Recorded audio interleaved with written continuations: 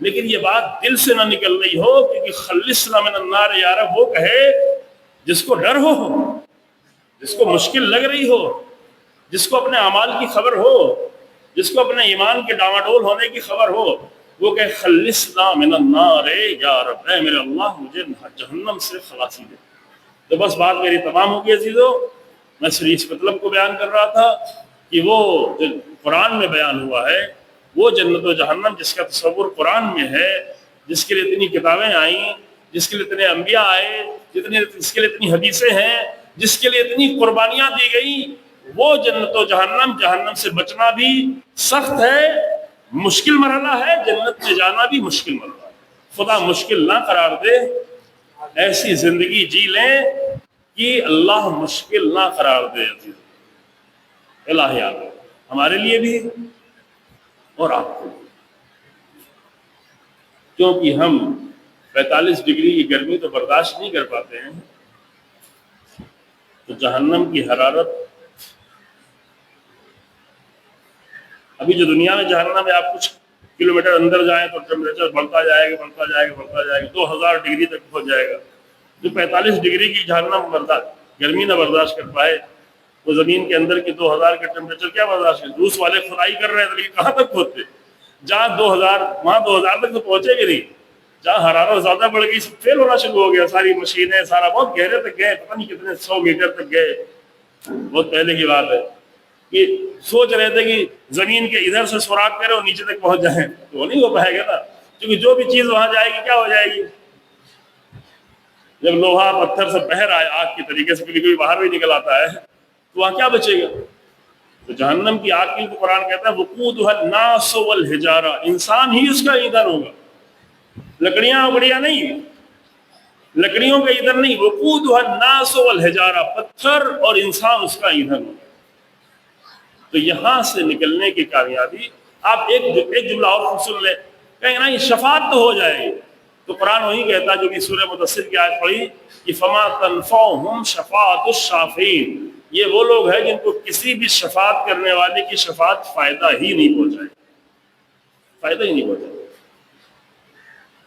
فما تنفعهم شفاعت الشافعین، کوئی بھی فائدہ نہیں پہنچائے۔ اور شفاعت کا فائدہ وہاں ہوگا، لیکن وہاں ہوگا جب انسان کم سے کم انسان کی شکل میں اٹھایا جائے۔ بس یہ بالکل آخری بات ہے، جب انسان کی شکل میں اٹھایا جائے۔ لیکن اگر ہم اپنی شکل ابھی کچھ اور بنا رہے ہوں، لڑ کے جھگڑ کے، گھر میں باہر، عورت بیوی کے ساتھ، بچوں کے ساتھ، پڑوسیوں کے ساتھ، جب ہماری شکل ہی انسان کی نہیں بن رہی ہو اور قیامت میں انسان کی شکل میں اٹھایا ہی نہ جائے، آپ کا یہ کیسے ہوگا؟ ہو چکا ہے، بہت کچھ ہو چکا ہے، اسی دنیا میں انسان بدل چکے ہیں۔ شہید ثانی نے تو 12 جانوروں کا ذکر کیا کہ جس میں پہلی قومیں بدل چکی ہیں۔ ایک کا ذکر تو قرآن میں بھی کیا گیا کہ کونوا قردۃ خاسئین، حقیر پس بندر بن جاؤ، بن گئے، 3 دن میں ختم بھی ہو گئے۔ وہ کہا ہے نا، شہید ثانی نے 12 جانوروں کا ذکر کیا ہے، اور امام سید سجاد علیہ السلام نے مینا کے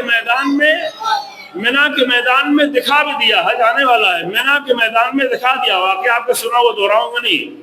اور جیسے اس نے دیکھا تو پورے مینا کے میدان میں لاکھوں حاجیوں کے درمیان میں طرح طرح کے جانور دکھ رہے تھے، اس میں کچھ انسان دکھ رہے تھے۔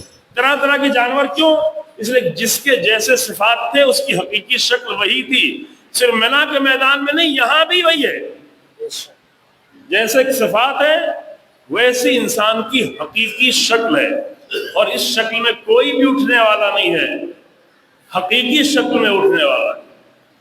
کیا انسان حقیقی شکل میں اس دنیا سے جب مرے گا تو حقیقی شکل میں اٹھے گا، اور وہ حقیقی شکل اس کا ایمان و عمل ترتیب دے رہا ہوگا۔ تو وہ جو رسول اللہ فرما رہے تھے کہ یہ جو ہے سعد ابن معاذ کو، اس لیے سعد ابن معاذ کو فشار قبر ہو رہا ہے، وجہ بھی بتائی، اس لیے فشار قبر ہو رہا ہے کہ سعد ابن معاذ نے اسلام قبول کرنے کے بعد بہت کچھ اپنے اندر تبدیلی کر لی تھی، لیکن ایک تبدیلی اچھی نہیں کر پائے تھے۔ کیا؟ یہ کہ اپنی بیوی کے ساتھ سختی سے پیش آتے۔ یہ عرب کے کلچر میں تھا، یہ نہیں بدل پایا۔ اتنا عظیم شہید جس کے جنازے میں فرشتوں کا ہجوم، اس کی مشکل یہ تھی کہ بیوی کے ساتھ سختی سے سخت زبان سے پیش آتے تھے، تو رسول اللہ فرما رہے ہیں کہ اس کو فشار قبر ہو رہا. تو چلو فشار قبر کے بعد تو نجات مل جائے گی، اتنا عظیم کردار ہے.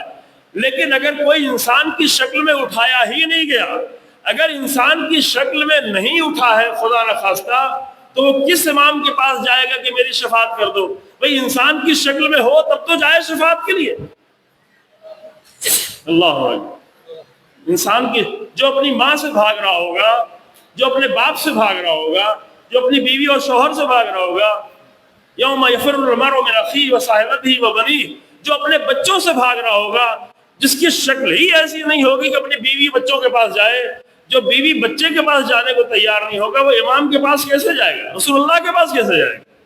تو بس ایک آخری دعا کر رہے ہیں مجلس کے آخر میں، کہ اے میرے اللہ ہمیں ایسی زندگی نصیب فرما، ہماری زبان، ہمارا عمل، ہمارا کردار، ہمارا ایمان ایسا ہو کہ کم سے کم اس دنیا سے گزریں اور موت ہو تو ہمیں انسانوں کی شکل میں اٹھنا نصیب ہو جائے. انسانوں کی شکل میں اڑ گئے تو پھر اس کے بعد مرحلہ حل ہو جائے، پھر شفاعت کے امکان سب کچھ رہے گا انسانوں کی شکل. اور یہ کیسے طے ہوگا؟ یہ آپ کے آس پاس کی زندگی کے ساتھ کیسے پیش آ رہے ہیں، گھر میں کیسے پیش آ رہے ہیں، بھائی بہنوں کے ساتھ کیسے پیش آ رہے ہیں، صلہ رحم کیسا ہے، ساتھیوں کے ساتھ کیسے ہیں، پڑوسیوں کے ساتھ کیسے ہیں. یہی انسان کی شکل مسلسل بناتا چلا جائے گا. کوئی جانوروں جیسا، کوئی کتوں جیسا، قرآن کہتا ہے نا کتے جیسا، کچھ کو تب بھی بھونکتا ہے، نہ کو تب بھی بھونکتا ہے، قرآن کہتا ہے. کوئی گدھوں جیسا اولئک کالحمار، حمار جیسے، کوئی کسی اور جانور جیسے. کیوں؟ اس لیے کہ انہوں نے یہ شکل اپنی خود بنائی ہوئی ہے، خود بنائی. اور جن کے عظیم کردار ہوں گے وہ اس کی ان کی دنیا میں جیسی بھی شکل ہو، جب قیامت اٹھیں پروردگارہ میں تو اتنا خوبصورت نہیں تھا، یہ حسن کہاں سے، یہ خوبصورتی کہاں سے؟ کہا تم اتنے خوبصورت نہیں تھے لیکن تمہارا ایمان و عمل تو خوبصورت تھا، تمہارا ایمان و عمل تو خوبصورت تھا. اللہ. ایک مرحومہ کی اصالہ ثواب کی مجلس ہے، خدا رحمت فرمائے، گھر والوں کو صبر دے. مجھے کچھ بتایا نہیں تو میں نے کچھ پڑھا بھی نہیں ان کے بارے میں، لیکن ہاں اتنا کہہ سکتا ہوں کہ ان کے باپ کے بارے میں بتایا کہ پولیس ہوتے ہوئے قرآن کو ساتھ میں لے کے چلتے تھے. ایسے باپ کی بیٹی تھی، بچے الحمدللہ. ایک بیٹے سے میری بھی آشنائی ہے کئی سالوں سے، شاید آپ لوگوں کو نہیں ہے، خدا توفیقات میں اضافہ کرے، کہ بہت ساری خدمات انجام دے رہے ہیں، ایک ہی شہر میں نہیں مختلف شہروں میں بہت ساری خدمات کا ذریعہ بن رہے ہیں، ایجوکیشن میں بھی اور میڈیکل میں بھی الحمدللہ. خدا اور سب کی توفیقات میں اضافہ کرے. یہی ہے جو انسان کا سب سے بڑا سرمایہ ہے. اس دنیا سے گزرنے کے بعد انسان کے پاس کچھ بھی سرمایہ نہیں ہے. وہ سب تو ممکن ہے جو چھوڑ کے گئے ہیں بچوں کے گناہ کا سبب بن جائے، لیکن ایک ہی سرمایہ ہے انسان کا ایمان اور انسان کے ویلیوز اور عمل اور کردار. یہی انسان کا سرمایہ. اسی لیے ہزاروں سال گزر جانے کے بعد یاد کیا جاتا ہے، رویا جاتا ہے، گریہ کیا جاتا ہے. ایک 18 سال کی بیوی کون جانتا جو خود اپنے سارے عمل کو چھپا رہی تھی، ظاہر ہی نہیں کرنے دے رہی تھی. ہمارے جیسے تو نہیں تھی کہ ہم ایک بھی کام کریں سب کو معلوم ہو جانا چاہیے. جو خود سرن امور کو انجام دے رہی تھی اور جہاں ضرورت تھی وہاں جہرن انجام دے رہی تھی. ایسی بیوی کو اس طرح قرآن نے، اس طرح رسول اللہ نے، اس طرح اسم اللہ کی ذات میں زندہ کر دیا کہ آج جب بھی کسی مرحومہ کی اصالہ ثواب کی مجلس آتی ہے تو رسول اللہ کی بیٹی، وہ جو اپنے چھوٹے چھوٹے بچوں کی، مرحومہ نے اپنے جوان بیٹوں کو چھوڑا ہے، کامیاب بیٹوں کو چھوڑا ہے الحمدللہ. ایک ماں کے لیے بہت بڑا درد یہ ہوتا ہے کہ اپنے چھوٹے چھوٹے بچوں کو چھوڑ کے جا رہی ہے، اور مجبوراً نہیں جا رہی، اختیاراً وہ کردار اپنایا. میں تفصیل سے مسائل نہ پڑھوں شاید، لیکن اس پہلو کی طرف توجہ. اختیاراً جناب زہرا سلام اللہ علیہ نے اپنے اختیار سے شہادت کا راستہ اپنایا تھا. عام طور سے جب شہادت کی بات ہوتی ہے تو مردوں کا خیال آتا ہے، مردوں کا تصور ہوتا ہے، لیکن مردوں کی شہادت میں بھی بہرحال خواتین کا بہت بڑا کردار ہوتا ہے جو عام شہید ہوتے ہیں. مرد تو شہید ہو جاتے ہیں لیکن مشکلات کی زندگی تو خواتین کو گزارنی پڑتی ہے. لیکن جناب زہرا تو وہ تھی کہ جنہوں نے اپنی شہادت کو امیر المومنین سے بہت پہلے، امیر المومنین کی شہادت کے 40-45 سال پہلے بیوی نے اپنی شہادت کا انتخاب خود فرمایا۔ امیر المومنین بھی شہادت چاہ رہے تھے، جن کے بل سے چاہ رہے تھے، پہلے سے چاہ رہے تھے، لیکن اللہ نے ان کے لیے شہادت بعد میں قرار دی تھی۔ لیکن جناب زہرا نے جس ولایت کے لیے قدم اٹھایا اور گھر سے باہر نکلی اور دفاع کیا اور حمایت کی، اس راہ میں شہادت ایک یقینی مسئلہ تھا۔ تو شہادت کے لیے بیوی کو کوئی پرواہ بھی نہیں، لیکن فکر تھی تو کس کی تھی؟ فکر تھی چھوٹے بچوں کی۔ لہذا اپنی زندگی ہی میں وصیت کر رہی تھی کہ اے علی فلاں سے، اے ابو الحسن فلاں سے شادی کر لینا، وہ میرے بچوں کا زیادہ خیال رکھے گی۔ ہماری عورتوں کی طرح سے نہیں تھی، میرے مرنے کے بعد بھی دیکھو شادی نہ کرنا، یہ نہ کرنا، وہ نہ کرنا۔ بیوی پہلے ہی سے وصیت کر رہی تھی، یہ بچوں کی فکر تھی۔ لیکن آپ کو پتا ہے عام طور سے کسی ماں کو بچوں ہی کی سب سے زیادہ فکر ہونی چاہیے، لیکن جناب زہرا کو اپنے بچوں سے بھی زیادہ امیر المومنین کی فکر۔ جناب زہرا کا غم یہ نہیں تھا کہ مجھے اس طرح سے مارا گیا، اس طرح سے تسلیاں توڑی گئیں۔ اتنے دنوں تک یہ زخم بی بی سنبھال کے خاموشی سے حتیٰ امیر المومنین کے سامنے بھی ذکر کرنا گوارا نہیں سمجھا، اور اللہ نے بھی اس بات کو محفوظ رکھا کہ امیر المومنین کے لیے راز کھلنے نہ پائے، کیونکہ علم غیب کا سارا اختیار اللہ کے ہاتھ میں، جسے جتنا چاہتا ہے اتنا ہی علم غیب ہو پاتا ہے۔ تو بی بی نے بھی چھپایا، اور جب بی بی کی چھپانے کی مرضی تھی تو اللہ نے بھی امیر المومنین سے یہ راز چھپا ہی کے رکھا کہ امیر المومنین کو بی بی کی حالت کا پتہ نہ چلنے پائے۔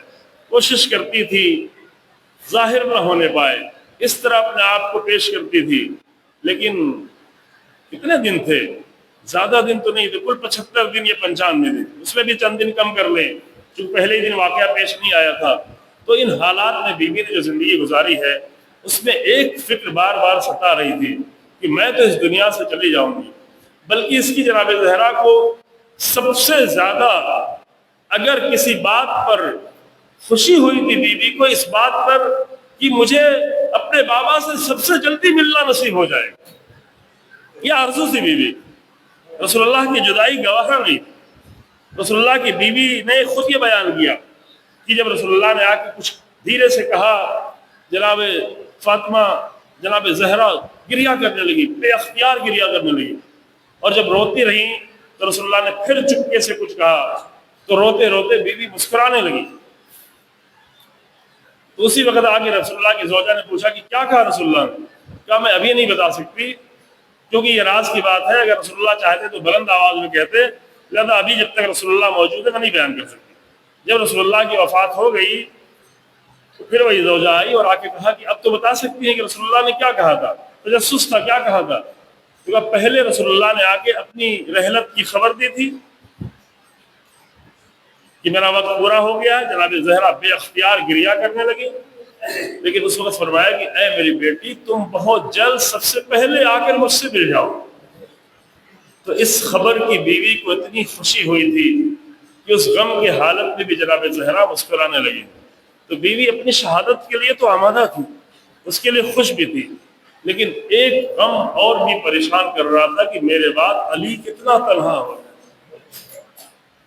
وہ علی جو رسول اللہ کے بعد خود ہی اتنا تنہا ہو چکے تھے، اور جب گھر میں آتے تھے تو تسلی ہو جاتی تھی جناب زہرا کو دیکھ کر، کیونکہ جناب زہرا کو دیکھ کے رسول اللہ کو بھی تسلی ہو جاتی تھی، مکہ و مدینے دونوں جگہوں پر امیر المومنین کو دل کو بھی ڈھارس ہو جاتی تھی۔ اسی لیے آخری لمحات میں قبر پر کھڑے ہو کر، بلکہ بیٹھ کر، سب کو رخصت کر کے، سب تو پورا مدینہ تو آیا نہیں تھا، وہی 12 لوگ جو چند لوگ آئے ہوئے تھے ان کو بھی رخصت کرنے کے بعد امیر المومنین نے جناب قبر زہرا کی قبر پہ بیٹھ کر رسول اللہ کی قبر کی طرف رخ کیا اور رخ کر کے آواز دی، السلام علیکم یا رسول اللہ انی وعن ابنتک، یا رسول اللہ آپ پر میرا سلام ہو، میری طرف سے بھی سلام ہو اور آپ کی بیٹی کی طرف سے بھی سلام ہو۔ بہت جلدی آپ سے جا کے ملاقات ہو گئی، آج سے پہلے وہ بھی آ کے آپ کو سلام کرتی تھی، میں بھی سلام کرتا تھا، لیکن آج آپ کی بیٹی نہیں ہے، اس لیے میں اپنی طرف سے بھی سلام کر رہا ہوں اور آپ کی بیٹی کی طرف سے بھی سلام کر رہا ہوں۔ یہ جملہ تھا امیر المومنین کا انی وان ابنتک. اور اس کے بعد چند جملے ہیں نہج البلاغہ میں موجود ہے، شاید 206 نمبر خطبے میں موجود ہے، آپ جا کے تفصیل سے دیکھ سکتے ہیں. پورا میں نہیں پڑھ رہا ہوں، بس ایک دو جملے وسائل میں پڑھنا چاہتا ہوں. وہاں پہ امیر المومنین نے یہ فریاد بلند کی. سب سے نہیں کہہ سکتے تھے، بچوں سے بھی یہ بات نہیں کہہ سکتے تھے. البتہ بچے موجود تھے، سب کو رخصت کر دیا تھا، لیکن بچے وہاں پہ موجود تھے. چونکہ یہ روایت ہی امام حسین علیہ السلام نے بیان کی ہے، جو کافی میں بھی ہے اور نہج البلاغہ میں بھی ہے، تو بچے وہاں پر موجود تھے. اور وہاں پہ رسول اللہ امیر المومنین نے فرمایا کہ یا رسول اللہ، آپ کی بیٹی کا غم مجھے برداشت نہیں ہو رہا. یا رسول اللہ، یہ غم، وہ ہر غم سے امیر المومنین جو گزر گئے تھے، لیکن یا رسول اللہ اما حزنی فسرمت واللیلی فسحر، میرا غم تو دائمی ہو گیا، میرا غم یہ ہمیشہ کا ہو گیا ہے. یہ غم مجھے توڑے دے رہا ہے، یہ غم مجھے برداشت نہیں ہو رہا ہے. لیکن یا رسول اللہ، فاطمہ کا غم میں صرف اس لیے برداشت کر لے رہا ہوں کیونکہ کچھ دن پہلے میں آپ کی رخصتی بھی برداشت کر چکا ہوں. اس وقت جب آپ کا سر میرے سینے اور میری گردن کے بین نحری و صدری، جب آپ کا سر میری گردن اور میرے سینے کے درمیان میں تھا اور آپ اس دنیا سے رخصت ہو گئے، تو جب آپ کی جدائی میں نے برداشت کر لی تو آج میں فاطمہ کا غم بھی برداشت کر رہا ہوں. آپ کی جدائی سہارا بن رہی ہے کہ آج میں فاطمہ کا غم برداشت کر رہا ہوں. پھر چند جملے پھر فرمایا وَإِنَّا لِلَّهِ وَإِنَّا إِلَيْهِ رَاجِعُونَ. اور آخر میں ایک جملہ امام نے اور کہا کہ یا رسول اللہ فَحْفِظِ السَّوَالِ وَاسْتَخْبِرْهَا الْحَالِ. یا رسول اللہ، جب آپ کی بیٹی آپ کی خدمت میں حاضر ہو تو آپ اس سے پوچھئے گا، آپ اس سے سوال کیجئے گا کہ آپ کے بعد اس امت نے کیا کیا میرے ساتھ. اس لیے یہ تاکید کر رہے تھے 2 بار فَحْفِظِ السَّوَالِ وَاسْتَخْبِرْهَا الْحَالِ، میرا حال معلوم کریے گا، سوال کریے گا، اس لیے کہ آپ کی بیٹی وہ ہے جو سارے غم کو چھپا کے چلی گئی، مجھے بھی نہیں بتایا. تو یا رسول اللہ، آپ خود ہی پوچھئے گا تاکہ آپ کی بیٹی بتائے کہ آپ کے جانے کے بعد اس امت نے مجھ پر کیا گزاری ہے اور اس امت نے رسول اللہ کی بیٹی کے ساتھ کیا رویہ اپنایا ہے. السلام علیکہ یا بنت رسول اللہ، السلام علیکہ یا امیر المؤمنین. إِنَّ لِلَّهِ وَإِنَّا إِلَيْهِ